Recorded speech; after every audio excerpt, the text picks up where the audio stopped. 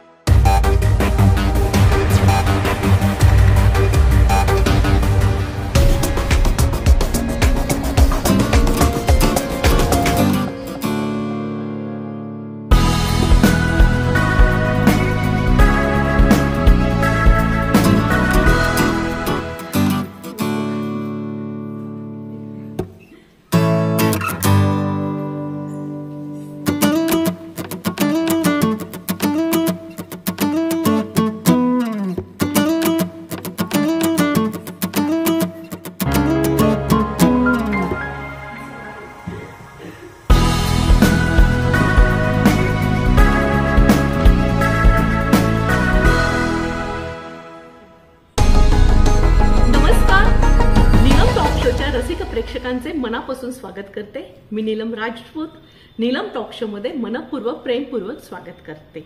आजचा विषय खूप वेगळा आहे। एक स्त्री जर तिने ठरवलं ना तर उत्तुंग भरारी घेऊ शकते, गगन भरारी घेऊ शकते। फक्त पंखात बळ पाहिजे आणि ते सिद्ध केलं आहे आमच्या सातारच्या डॉक्टर राजश्री ठोके यांनी।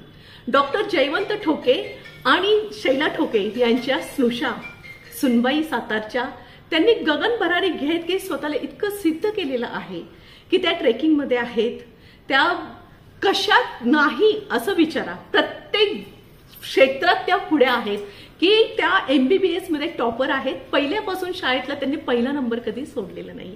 वेगवेगळे रिसर्च केलेले आहेत आणि मॉडेलिंग मध्ये म्हणजे आपल्या मुलांना सांभाळून संसार सांभाळून मॉडेलिंग मध्ये त्यांनी स्वतःची वेगळी एक ओळख निर्माण करून दिली आहे आणि सातारची पण ओळख वेगळी निर्माण करून दिली आहे। त्याच्या नीलम टॉक शो मध्ये आपण भेटणार आहोत डॉक्टर राजश्री ठोके यांना। बहुश्रुत व्यक्तिमत्वाच्या कार्याचा आज मी तुम्हाला ओळख करून देणार आहे डॉक्टर राजश्री ठोके यांची। मॅडम नीलम टॉक शो मध्ये अगदी मनापासून स्वागत करते आणि खरंच मला खूप आनंद होतोय की हा तुमचा जीवन प्रवास नाही पण असं वेगळ्या पद्धतीने की आज तुम्ही स्वतःला सिद्ध करून दिलंय, दाखवले जगाला की लग्नानंतर 2 मुलं झाल्यानंतरही नीलम टॉक शो मध्ये रसिक प्रेक्षकांचं मनापासून स्वागत करते। सातारा जिल्ह्यातील वेगवेगळ्या क्षेत्रातील लोकांची ओळख पूर्ण जगाला करून देण्यासाठी मी हा नीलम टॉक शो सुरू केला आणि खरंच मला अभिमान वाटतो आमच्या सातारकरांचा, कारण आम्ही सातारकर इतिहास रचतो आणि हाच इतिहास मी जगाला दाखवते नीलम टॉक शोच्या माध्यमातून। अच्छा, माझ्या गेस्ट म्हणण्यापेक्षा मैत्रीण माझी डॉक्टर राजश्री ठोके मॅडम नीलम टॉक शो मध्ये मनापासून स्वागत करते की मॅडम बॉम्बेचं माहेर असताना साताऱ्यात आला। सातारा कसा वाटला की मी आता बोलली आहे की आम्ही सातारकर इतिहास रचतो, जो इतिहास तुम्ही रचलाय आता तो तुम्ही सांगा। मुंबई हे माहेर आहेच माझं. पप्पाही वयाच्या 5 वर्षापासून मुंबईतच वाढले, शिकले. माझे पूर्ण शिक्षण मुंबईत झालं. पण साताऱ्यात नेहमी साताऱ्याबद्दल ओढ होती, कारण माझं मूळ गाव हे खटाव तालुक्यातलं वडूज, तिथे उंबरडे. आणि सगळ्या लोकांबद्दल खूप ओढ होती. सातारा इतकं छान वाटतं. आणि लग्न झाल्यानंतर बेसिकली साताऱ्याशी जास्त ओळख झाली, कारण तेव्हा फक्त सुट्टीत यायचो, थोडे दिवस असायचो. पण नंतर इथे आल्यानंतर, राहिल्यानंतर साताऱ्यातल्या लोकांमध्ये अशा चांगल्या मैत्रिणी मिळाल्यानंतर, आणि सगळ्यात महत्वाचं म्हणजे आमचे सासू सासरे डॉक्टर जयवंत ठोके आणि आमच्या सासूबाई सौ शैलजा ठोके, म्हणजे त्यांनी अगदी मला अगदी मुलीसारखं सांभाळलंय. आणि त्यांचा मित्रपरिवार एवढा आहे, त्यांना ओळखणारी लोक एवढी आहेत. त्यामुळे मला साताऱ्यात असं कधी वाटलंच नाही की आपण मुंबईतलं लाईफ काही मिस करतोय किंवा दुसऱ्या काही गोष्टी मिस करतोय. आणि त्याहूनही सातारा हे अत्यंत अशी सुंदर जागा आहे. बघावं तिकडे डोंगर, एवढा सुंदर निसर्ग. आणि मला असं वाटतं हे सगळं करण्याची प्रेरणा मला साताऱ्यात राहिल्यामुळे जरा जास्त मिळाली. आणि म्हणून त्या म्हणतायत ते योग्य आहे. इतिहास रचतोय आपण, मग हे इतिहास रचण्यासाठी सुद्धा शिवाजी महाराजांच्या या भूमीत आपण राहून ती प्रेरणा अजून जास्त घेऊन काहीतरी करतोय असं वाटतं. आता बोलला तुम्ही मॅडम की इतिहास रचतो, पण ज्या वेळेस म्हणजे कसं ना, युवती असतात की त्या मॉडेलिंग क्षेत्रात जातात, पण तुम्ही 2 मुलं झाल्यानंतर, आणि विशेष म्हणजे डॉक्टर, कारण या महिन्यात मी सगळ्या डॉक्टरांच्या मुलाखत घेतेय नीलम टॉक शो मध्ये. 1 जुलैला डॉक्टर्स डे झाला म्हणून, पण त्या निमित्ताने 1 जुलै डॉक्टर्स डेच्या निमित्ताने मी मॅडमला नीलम टॉक शो मध्ये बोलायला खरं, पण विषय सगळे वेगळेच आहेत. असं झालं. डॉक्टर MD रेडिओलॉजिस्ट आहेत मॅडम. तर कसं शिक्षण कसं काय, किंवा मी आधी सुरुवातीलाच बोलले की पहिला नंबर त्यांनी कधीही सोडलेला नाहीये, म्हणजे अगदी MBBS ला पण टॉपर होत्या. मुंबईतल्या नामांकित शाळेत बालमोहन विद्या मंदिरमध्ये माझं शिक्षण झालं शाळेतलं. So I am very proud of my school. Ruia कॉलेजमध्ये माझं एज्युकेशन झालं पुढे, आणि त्यानंतर पुण्यात मायमर मेडिकल कॉलेजमध्ये MBBS, वायसेमध्ये माझं डिप्लोमा रेडिओलॉजी झालं.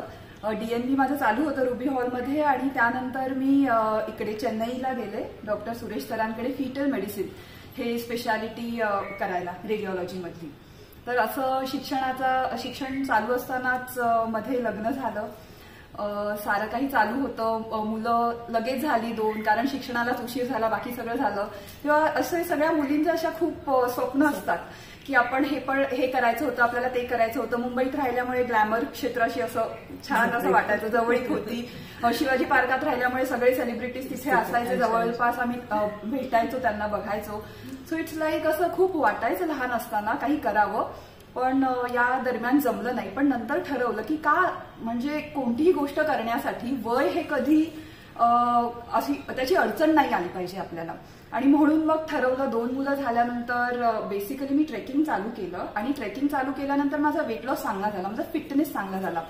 आणि मग हे सहज म्हणाले, अगं राजेश्री कर ना, मेडिक्विन मिसेस महाराष्ट्र येते, डॉक्टरांसाठी आहे बेसिकली ते, आणि सगळे सेम प्लॅटफॉर्मवरती आहेत, सगळे डॉक्टर्स आहेत.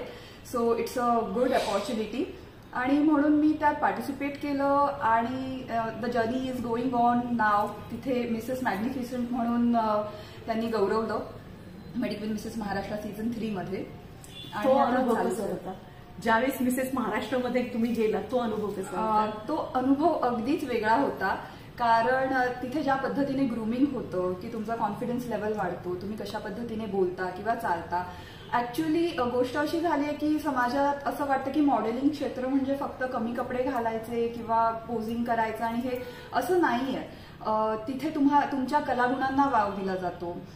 तुम्ही कोणत्या पद्धतीने तुमचं इंट्रोडक्शन तिथे देताय, स्वतःला तेवढ्या वेळेत कसं प्रेझेंट करताय, गाणं म्हणा किंवा नृत्य म्हणा किंवा जे काही योगा, तुम्ही जे काही करू शकता, तुमच्या कलागुणांना वाव दिला जातो. आणि येस, त्याबरोबरच रॅम्पवरती चालायचं कसं, थोडेसे छान असे वेगळे कपडे घालून स्वतःला कॉन्फिडन्सने कॅरी कसं करायचं.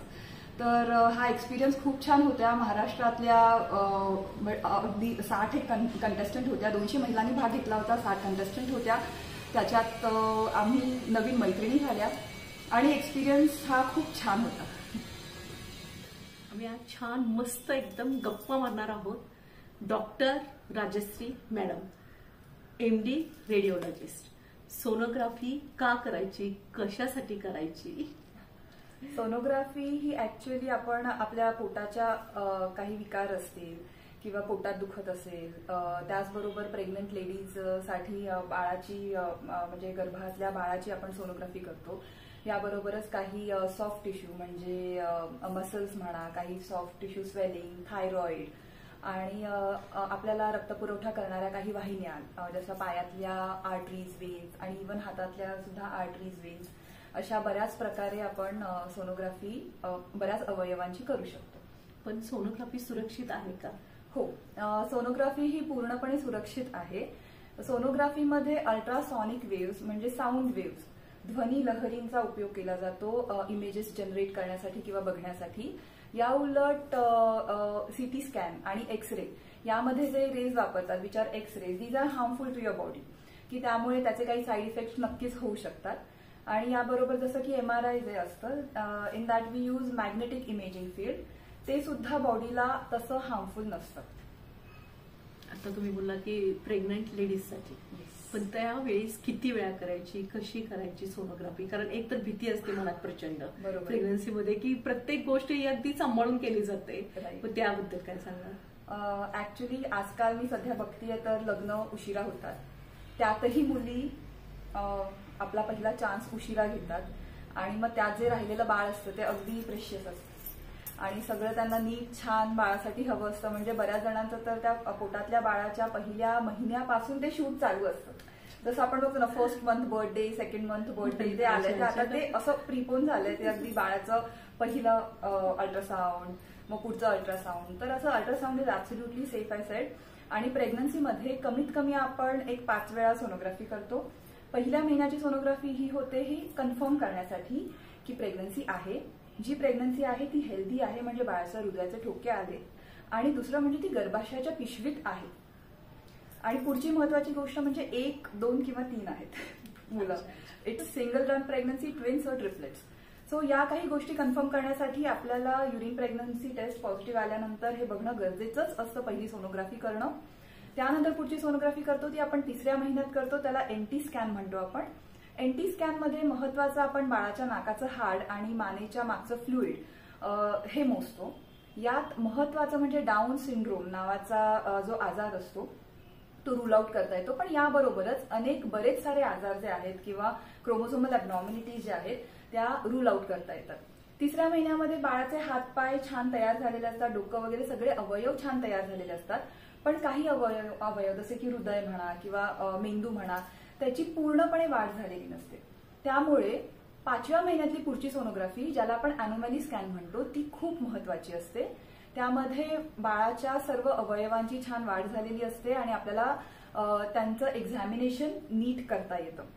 तर 5व्या महिन्याचा अॅनोमॅली स्कॅन हा खूप महत्वाचा आहे, तो करून घ्यावाच लागतो. पण हे करून घेताना मला सर्व प्रेक्षकांना एक सांगण्याची इच्छा आहे की बरेच सगळे पॅरेंट्स ते असे विचारतात की बाळाचं ब्रेन म्हणजे बाळ आमचं किती हुशार आहे आणि अजून काही गोष्टी सांगू शकाल का? So it's like ultrasound is a anatomical scan, म्हणजे स्ट्रक्चरल स्कॅन.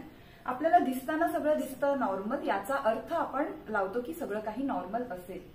पण इंटेलेक्च्युअल लेवल किती असेल किंवा किडनीज काम किती करतील, दुसऱ्या गोष्टी किती काम करतील, जर दिसताना नॉर्मल दिसतंय तर वी कन्सिडर इट्स नॉर्मल, पण त्याचं फंक्शनल स्कॅन आपण नाही करू शकत. तर हा 5व्या महिन्याचा स्कॅन झाल्यानंतर पुढचा असतो 7व्या महिन्यातला स्कॅन, ज्याला आपण ग्रोथ स्कॅन म्हणतो, की यात आपण बाळाची वाढ बघतो.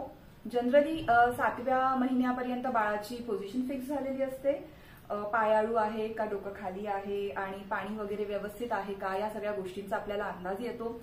आणि त्यानुसार जर काही कमी जास्त असेल, प्रेग्नन्सी रिलेटेड डायबिटीज म्हणा, BP म्हणा आणि त्यामुळे बाळाची वाढ कमी अशा गोष्टी असतील तर आपण त्यानुसार योग्य उपचार करून डिलिव्हरीसाठी आपण म्हणजे बाळ कसं हेल्दी होईल याकडे लक्ष देता येतं. आणि सगळ्यात शेवटची 9व्या महिन्याची सोनोग्राफी, त्याला कलर डॉपलर स्कॅन असं म्हणतात. पुन्हा इथे अजून एक myth I want to rule out की कलर डॉपलर म्हणजे पेशंट विचारतात बाळ आमचं कलरफुल दिसणार का असं फोटोजमध्ये, तर नाही. Colour Doppler in the sense आपल्या बाळाला होणारा रक्तपुरवठा आपण बघितला जातो, तर तो आर्टरीचा रंग लाल असतो, वेनचा निळा असतो, तो आपल्या कलरमध्ये दिसतो म्हणून आम्ही म्हणताना त्याला कलर डॉपलर असं म्हणतो. तर या सगळ्यात महत्वाच्या स्टडीज आहेत. याबरोबर एक एक्स्ट्रा स्कॅन कधी सांगितला जातो तो म्हणजे फिटल इको. अंदाजे 5.5-6 महिन्यात बाळाच्या स्पेशली हृदयाची तपासणी ती केली जाते. तर ते काही स्पेशल पेशंटसाठी आपण सांगतो. म्हणजे सोनोग्राफी केली की सर्व काही नॉर्मल असं असू शकतं का? सोनोग्राफी केली म्हणजे येस, मॅक्झिमम गोष्टी आहेत त्या नॉर्मल आहेत, ते आपण रूल आउट करतो. पण काही क्रोमोझोमल अॅनोमॅलीज किंवा बिलियरी अट्रेझिया म्हणा किंवा दुसरे काही छोटे आजार आहेत की जे फक्त बायोप्सी करून त्या भागाची आणि तेव्हाच ती आपल्याला त्याचं कन्फर्मेशन होईल. किंवा काही आजार हे आता आपण जसे मनुष्य आहोत, ते बाळ आपलं एक लहान व्हर्जन आहे फक्त, तर आपण लहानपणी हेल्दी होतो म्हणजे मरेपर्यंत हेल्दी राहणार आहोत का?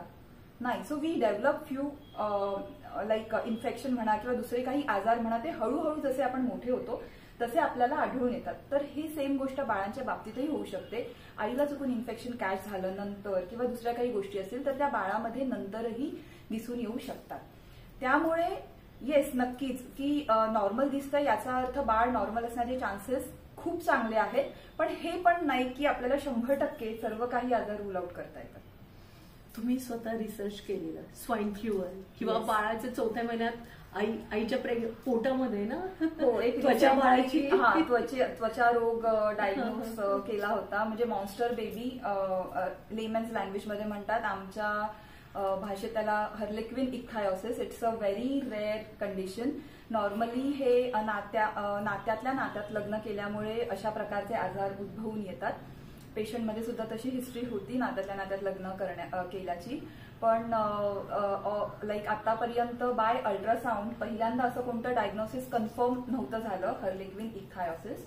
जे मी तसे 2 बेबीज डायग्नोज केलेत आतापर्यंत. एक पहिल्यांदा 6 मंथमध्ये केलं आणि दुसरं मग त्यावर स्टडीज करून आणि हे दुसरं 4th मंथमध्ये एक डायग्नोज केलं. Swine flu. स्वाईन फ्लू वरती सांगायचं तर तो खूप छान होता experience. Actually I was doing my residency YCM मध्ये शिकत होते मी आणि तेव्हा स्वाईन फ्लूची खूप हवा झाली होती. पेशंट आला की डिरेक्टली व्हेंटिलेटरवरती जायचा, त्यामुळे त्या पेशंटचा आपल्याला सीटी स्कॅन पण करता यायचं नाही, फक्त एक्सरेज व्हायचे.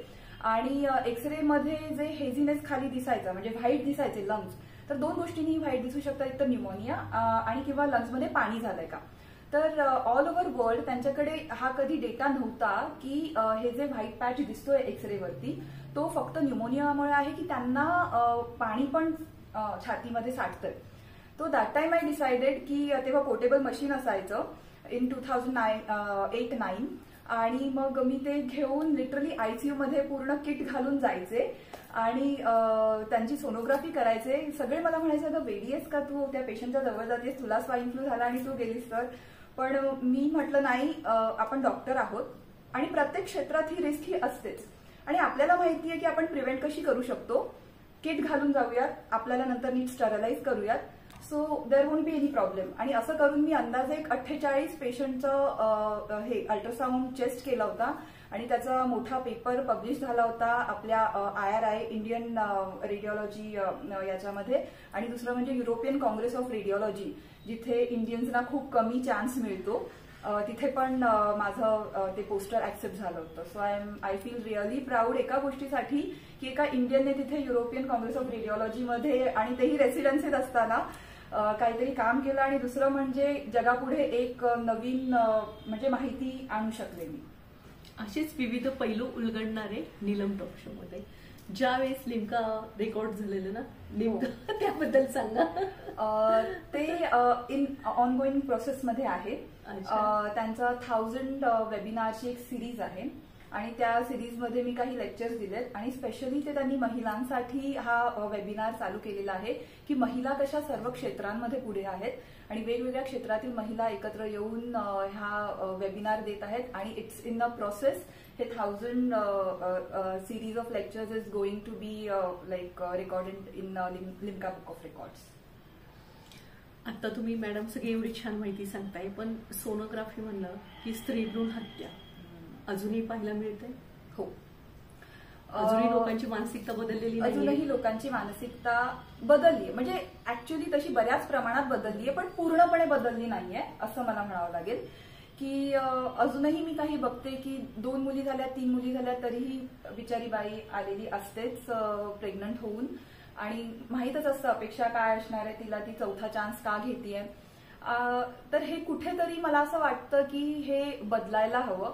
आपण स्त्री पुरुष समानता एवढं म्हणतो, स्त्रीला 33% आरक्षण. आता म्हणजे आपल्यासाठी अत्यंत अभिमानाची बाब म्हणजे आपल्या राष्ट्रपती त्या सुद्धा एक स्त्री आहेत. या सगळ्या अभिमानाच्या गोष्टी आहेतच, पण त्याबरोबर मला वाटतं की आपण कुठेतरी बेसिक लेवलला एक समानता आणली पाहिजे. आणि मला वाटतं right to be born is the basic right. मग एका मुलीला जन्म घेण्याचा बेसिक अधिकार आहे, तोच आपण का हिरावून घेतोय? आणि म्हणून जर सुरुवात करायची आहे तर आपल्या घरातल्या मुलाला आणि मुलीला इक्वल वागणूक द्या. जसं आपण मुलीला सांगतो ना की उद्या तुला सासरी जाऊन काही काम करावं लागणार आहे, मोठ्यांना बघावं म्हणजे सासू सासऱ्यांना बघावं लागणार आहे, त्या पद्धतीने आपल्या मुलालाही सांगा की तू तुझ्या म्हणजे बायकोच्या फॅमिलीला जरा नीट बघ. आणि जसा रिस्पेक्ट आपण आपल्या घरातल्या जावयाला देतो तेवढाच रिस्पेक्ट आपण आपल्या घरात येणाऱ्या सुनेलाही दिला पाहिजे. आणि तर ही मानसिकता कुठेतरी बदलेल. आणि मला खूप अभिमान आणि छान वाटतं की या घरात मला मुलीसारखंच बघितलं जातं. आणि सगळंच म्हणजे आता साडी नेसली आहे ती पण मम्मींनीच दिलेली आहे. त्यांचं इतकं प्रेम आहे की सगळं अगदी मुलीसारखं बघतात. आता बोला, हा मुद्दा खूप महत्वाचा आहे. येस, की मुलाला आणि मुलीला समानता आणि त्यांना शिकवण पण तीच दिलं पाहिजे. एक्झॅक्टली. खूप छान आहे. नीलम टॉक शो मध्ये येणाऱ्या प्रत्येकाचं यशाचं गमक जाणून घेताना खरंच मनाला खूप आनंद होतो. कारण प्रत्येक महिला स्वतःची वेगळी ओळख निर्माण करते, उंच उत्तुंग भरारी घेते. उत्तुंग भरारी घेताना तिला अनेक समस्यांना सामोरं पण जायला लागतं. आणि आपल्या कुटुंबियांची साथ पण खूप मोलाची असते. तुमच्या कुटुंबियांची साथ तुम्हाला कशी होती? मला असं म्हणायचं की कुटुंबियांची साथ इथपर्यंत आहे म्हणूनच मी इथे आहे. अगदी लहानपणापासून. आत्ताच आपण स्त्री भ्रूण हत्येबद्दल बोललो तर त्यात मला अजून एक गोष्ट सांगावीशी वाटते की मी एकुलती एक मुलगी आहे आई वडिलांची. मला खूप अभिमान आहे त्याचा. आणि माझे आई वडील दोघेही लॉयर आहेत, मुंबईत असतात. ते मोटर ऍक्सिडेंटमध्ये प्रॅक्टिस करतात. लग्न होऊन इथे आले तेव्हाही अगदी मुलीसारखंच मला सांभाळलंय. माझे सासरे डॉक्टर जयवंत ठोके, त्यांचं MSENT इंडियातल्या सगळ्यात बेस्ट इन्स्टिट्यूट म्हणजे एम्स दिल्लीमधून त्यांचं MSENT झालेलं आहे. आणि साताऱ्यात नाही सर्वच अख्ख्या महाराष्ट्रात ते अगदी सुप्रसिद्ध ENT सर्जन आहेत. आणि माझ्या सासूबाई सौ शैलजा ठोके, त्यांनी म्हणजे या वयात त्यांची आता 60th बर्थडे आम्ही रिसेंटली सेलिब्रेट केला. आणि जस्ट त्याच्या आधी त्यांना योगरत्न म्हणून त्यांना पुरस्कार मिळाला. योगासाठी त्या संपूर्ण सातारा जिल्ह्यात प्रसिद्ध आहेत. इथून म्हणजे मला नाही वाटत की असा कोणताही एक विद्यार्थी नसेल किंवा साताऱ्यातला एकही योग शिक्षक नसेल की ज्याने मम्मींकडून ट्रेनिंग नाही घेतलं. आणि त्यांच्यामुळेच ऍक्च्युली मी पण स्वतः योग शिक्षक ही डिग्री कंप्लीट करू शकले. नाशिक MUH नाशिक हे आयुर म्हणजे त्यांचं योग विद्याधाम म्हणून फेमस इन्स्टिट्यूट आहे, त्याच्यातून ते पूर्ण झालं. तर हा असा वारसा मला घरातून मिळालाय, माहेरकडून सासरकडून, की मम्मींनी रिसेंटली योगरत्न केलं. म्हणजे आपल्याला अजून खूप करायचंय आणि ते चालू ठेवायचंय. माझे हस्बंड डॉक्टर चैतन्य ठोके, ही इज ऑल्सो MSENT. आणि 2 मुलं आहेत मला. इवा ही 8.5 वर्षांची मुलगी आहे आणि समर 6 वर्षांचा मुलगा आहे. सगळं कुटुंब सांभाळत असताना, हे सगळे व्याप करताना, हे बाहेरचं पण सगळं करताना सोपं आहे? महिलांना म्हणतात ना तारेवरची कसरत असते. मला म्हणायचंय की गोष्टी आपण ठरवल्या तर सोप्या आहेत आणि आपण ठरवलं कठीण आहे तर ते नक्कीच कठीण आहे. खरंच महिलांना तारेवरची कसरत होते, कारण घर सांभाळायचं, मुलं सांभाळायची आणि त्याबरोबर बाहेरच्या विविध क्षेत्रांमध्ये स्वतःला प्रूव्ह करायचं. हे करताना खूप तारेवरची कसरत होते. पण टाइम मॅनेजमेंट तुम्ही नीट केलं आणि घरातल्यांची तुम्हाला चांगली साथ मिळाली तर मला वाटतंय नक्कीच हे सोपं आहे. आणि मला असं वाटतं मी करू शकते तर तुम्ही का नाही. We all are same. फक्त आपल्या स्वतःतली ॲबिलिटी जाणून घ्या, अजून वाढवा आणि कधीच स्वतःला कमी लेखू नका. So you can very well do it. स्वला ओळखा, स्वची ओळख करून घ्या, स्वतःची ओळख करून घ्या. Yes yes. आता तुम्ही बोलताय की योग टीचर आहात, आरोग्याबद्दल आम्हाला काय सांगाल तुम्ही? आरोग्य हे फक्त शारीरिक आहे असं नाहीये, तर ते मानसिक सुद्धा आहे. आपण म्हणतो की डाएटिंग करायचं म्हणजे मला सगळेजण विचारतात, माझं बरंच वजन कमी झालंय पोस्ट प्रेग्नन्सी वगैरे. तर वेळेत मी खाते, एका टिपिकल वेळेत खाते, गरजेचं आहे तेवढं नीट खाते आणि अरबट चरबट काही खात नाही. ते मला आवडतही नाही, त्यामुळे आता मेंटेन्ड आहे व्यवस्थित. पण त्याबरोबर एक्सरसाइज करणं सुद्धा गरजेचं आहे, योगा करणं गरजेचं आहे. त्यामुळे आपली शारीरिक आणि मानसिक स्वास्थ्य आपल्याला लाभतं. आणि सर्व महिलांसाठी मी एक अगदी प्रकर्षाने सांगेन की एका गोष्टीत आपण कुठे कमी पडतो ते म्हणजे झोप. आपण वेळेत आणि पुरेशी झोप नीट घेत नाही. तर जेवढा आहार व्यायाम तेवढी झोप सुद्धा नीट महत्वाची आहे. आणि मानसिक स्वास्थ्यासाठी आपण ध्यान करणं खरंच गरजेचं आहे. Meditation yes. एका स्त्रीला विविध भूमिका पार पाडाव्या लागतात. तुम्ही एक डॉक्टर म्हणून भूमिका, माता म्हणून भूमिका, सून म्हणून भूमिका, विविध क्षेत्रात तुम्ही कार्यरत आहात. तर प्राधान्य तुम्ही कशाला देताल, कोणाला देताल पहिलं प्राधान्य? तुम्ही अत्यंत ट्रिकी प्रश्न विचारलाय. म्हणजे ज्या सगळ्या विविध क्षेत्रांबद्दल तुम्ही सांगितलं ती सर्वच माझ्यासाठी खूप महत्वाची आहे. बिंग अ डॉक्टर, मदर किंवा वाईफ, डॉटर इन लॉ.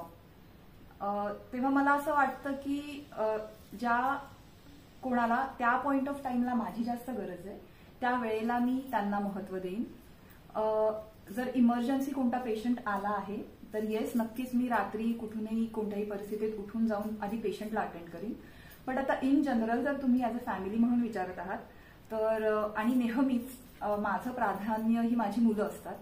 कोणतीही गोष्ट करायची म्हणजे आधी ती प्रायोरिटी असतात. त्यांना काय गरज आहे, त्यांना काय लागेल त्यानुसार आम्ही सारे जण म्हणजे घरातले सर्वही जण, माझे हस्बंड म्हणा, सासू सासरे, ते सर्वजण त्या पद्धतीने मोल्ड होऊन मुलांना प्रायोरिटी देऊन आम्ही सगळ्या गोष्टी नेहमी करत असतो. कारण मला असं नेहमी वाटतं की मुलं हीच आपल्या पुढच्या उज्ज्वल भविष्याचे म्हणजे चांगला पाया घडवणार आहेत. तर आपण मुलांना चांगल्या पद्धतीने घडवू शकलो तर आपलं फ्युचर नक्कीच चांगलं होणार आहे. त्यांना चांगले संस्कार देणं गरजेचं आहे. त्याच्यासाठी त्यांच्याशी कम्युनिकेशन आपलं होणं गरजेचं आहे, जे आजकाल खूप कमी होतंय. मुलं फक्त टीव्ही आणि मोबाईलमध्ये असतात आणि बाकी दुसऱ्या ऍक्टिव्हिटीज मुलांच्या होत नाहीत. तर त्यासाठी मी रिसेंटली ट्रेकिंगची आवड मला आधीपासून होती पण संधी मिळाली नव्हती.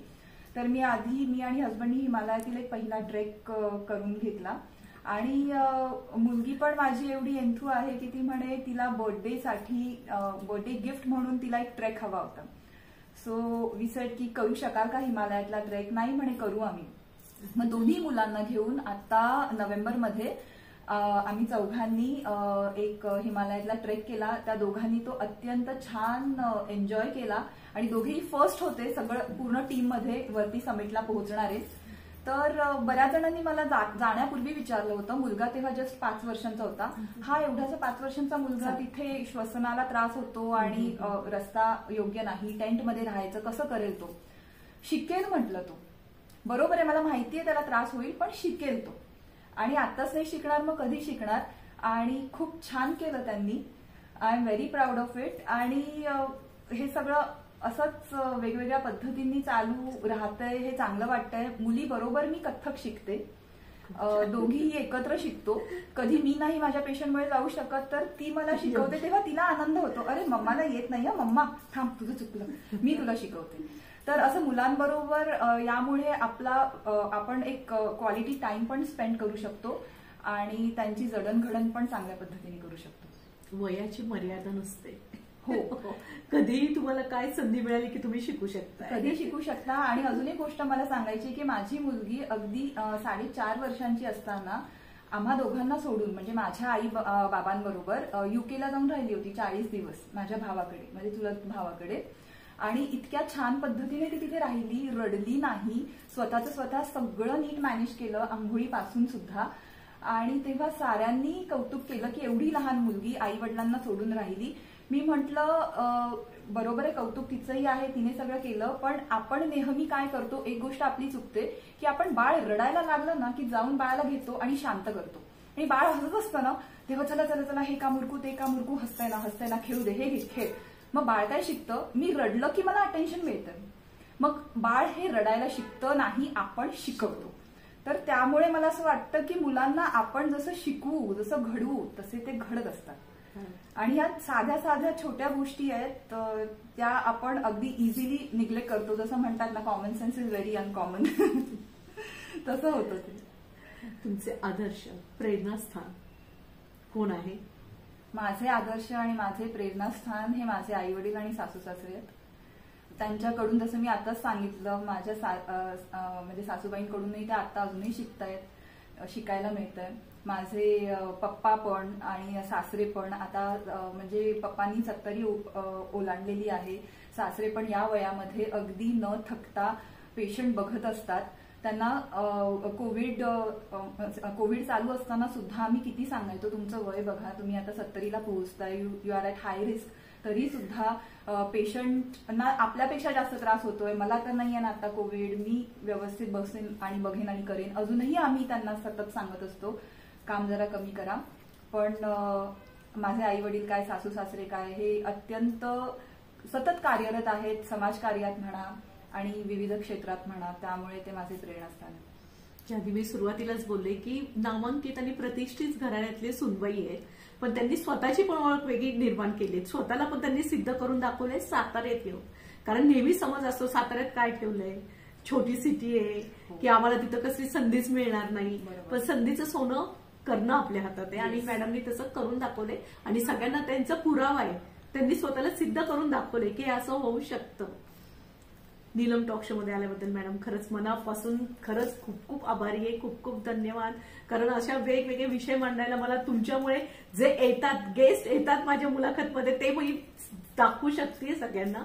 आणि असेच वेगवेगळ्या मुलाखत पाहण्यासाठी लाईक करा, शेअर करा, सबस्क्राईब करा नीलम टॉक शो. आणि मला अजून एक गोष्ट सांगावीशी वाटते नीलम ताई, की मी सिरियसली आय अप्रिशिएट यू की तुम्ही हा उपक्रम हातात घेतलाय, की यामुळे सर्वांची ओळख होतीये आणि तुम्ही खरंच खूप छान काम करताय. आणि फक्त एक मैत्रीण म्हणून नाही, पण seriously I am really proud of you की तुम्ही इतक्या छान पद्धतीने सर्वांचे सर्व एक्सपिरियन्स आपल्या सातारकरांचे सर्वांसमोर आणताय.